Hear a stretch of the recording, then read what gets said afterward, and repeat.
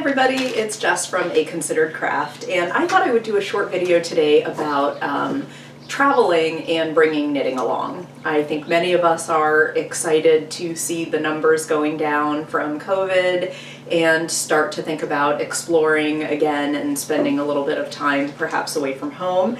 And I've been away from home since November, and it is currently, I don't know what date, February 26th or 27th. So I've been away from home for a while, and I'll be away another month. So I had to bring about 5 months of stuff with me.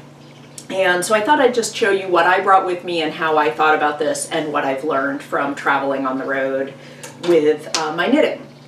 One caveat I'll say is I am traveling in a car. So it's a small car, but I am able to bring perhaps more with me than if I were riding a train or a bus or an airplane. So I think that some of this will hopefully still be helpful for those kind of trips as well.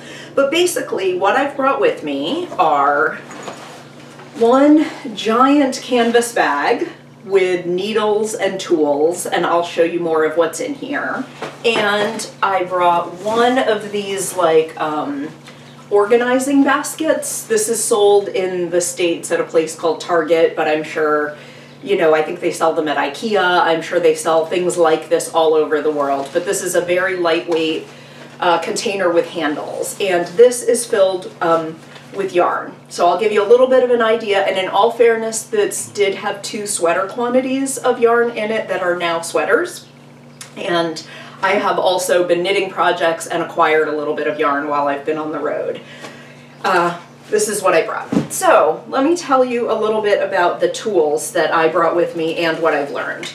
So when I get to a place, I have some tools that come out and live wherever I'm going to be doing most of my knitting, and that includes this little ceramic dish, which is super cute, that holds like a tape measure and some progress markers and stitch markers and a darning needle, like little essential things for me. It has the tightener for my interchangeable needles, like things I use all the time. I also have a smaller one of these little ceramic dishes that I keep one color of stitch markers. I often use stitch markers to indicate different things like increases or decreases or whatever, and I was working on a project where I was going to be doing a lot of increasing, and so I have this little dish. By the way, this was made by a lovely person in the Hudson Valley whose name is Laura Shelley, and I'll try to put a cutout in afterwards. They have sheep. There's a little sheep painted on this one, a sheep head, and on this one there are like colored knit stitches. So I'll do little cut-ins so you can see what those look like. So this sits out on my table. A tiny little pair of snips sits out on my table. My gauge checker. I happen to be doing some garment knitting, so checking on gauge is pulled out of the toolbox. And this little plastic ruler I got a long time ago from Lion Brand Yarn has inches and millimeters and all the a lot of needle sizes where I can double check my the needles I'm using. So this is super handy. So this all lives out on the table, but when I go from place to place, I have a bag that it goes into. So I just kind of dump the contents into this bag. This also has in it a smaller little case where I bring just essentials when I'm going to a social knitting, or if I'm going to be in the car driving for a while, I might pull this little case out up front, and I would put this kind of stuff in there just so I had easy access to it. But this also has things like thread in case I need to sew buttons on, stitch markers, an extra battery for my digital scale, which I do carry with me both for cooking and for knitting, and just more stitch markers, all the kinds of things that are probably in your cases too, you know, highlighter tape. But these are things that I don't use every day, so this mostly lives in this bag, and I just pull the little bag out when I need it. The other thing that's in this tools bag are my interchangeable needles. So I have the, what are these called? The Knitter's Pride interchangeable needles, and I also have tucked in here a set of the Mini Twist from Chiagu. So those all fit in here. And the reason I have this giant bag is that I also brought with me an old pencil case that I've had forever that has like every size of double pointed needles and crochet hooks in it. And the most ridiculous thing I brought with me is this old folder that I think I had and started collecting needles in. So this is like one of those protective, like you can put documents or pictures or things in here. So there are all these pages with different sleeves, and I have my circular needles in here organized by size. And I could not get myself together before we left to really skinny down what I might need. So I brought this whole thing, and this is one of the lessons learned. I would not bring this with me again. And the other thing that's in this big canvas bag are 2 darning tools, because I did bring some sock mending with me. And while another pair of needles that don't fit in any of the cases. These are the Addi Flexi Flips that I tried out for sock knitting. And then the book that I acquired on the road that I talked about a bit in episode 1, Knitting for Radical Self-Care by Brandy Cheyenne Harper. That fits in here as well. So what I would do differently if I came on the road, again, from a tools perspective, is it is now time for me to invest in some really good interchangeable needle sets. And I need to leave all of this madness behind. This whole thing of double pointed needles, I never use double pointed needles. Never, ever, ever. I do magic loop. I don't even know why I brought this with me.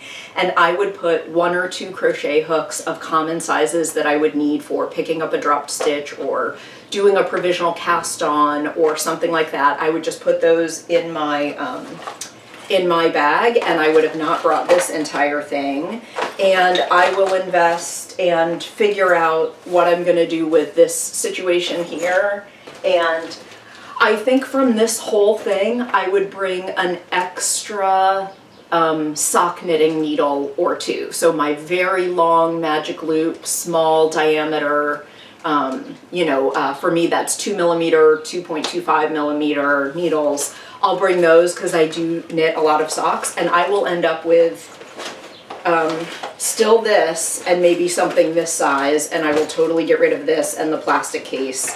And I would like whatever I bring with me, I'm just going to keep it in this other carrying case. So this I would do again, and I think worked out really well, and this was a very good way to bring things with me if you have a car that you can be in. And I also like it because it can sit next to me where I'm knitting, and if I have balls of yarn, I can use this kind of like, to keep the working balls of yarn contained. And so I'm not going to go through every single thing that's in here, but what I can tell you is that I brought entirely too much sock yarn. I do a lot of sock knitting, but I needed to be a little bit more realistic about the number of pairs of socks I was going to knit while I was away from home. So if you're getting ready to go on a trip, maybe give some thought to realistically, does knitting a pair of socks take you a week, 2 weeks, a month, 2 months? How long does it take? And maybe just bring 1 with you and 1 backup in case, you don't enjoy working with the yarn or something like that.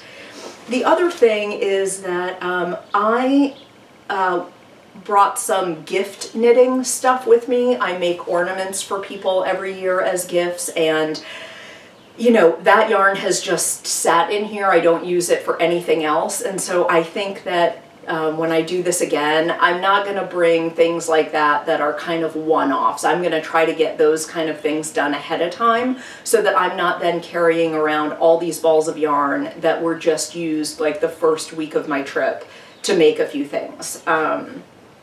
And the other thing that this was a good reminder for me about is that I didn't know what the yarn stores were really going to be like where I was visiting, and so I brought a fair amount with me, and I have to remember there are amazing yarn stores almost everywhere and amazing opportunities to get yarn. And so I think next time I go on the road, I'm going to look forward to the joy of stopping in at farm stands, farmers markets, yarn stores, and finding new acquisitions and bringing entirely less with me.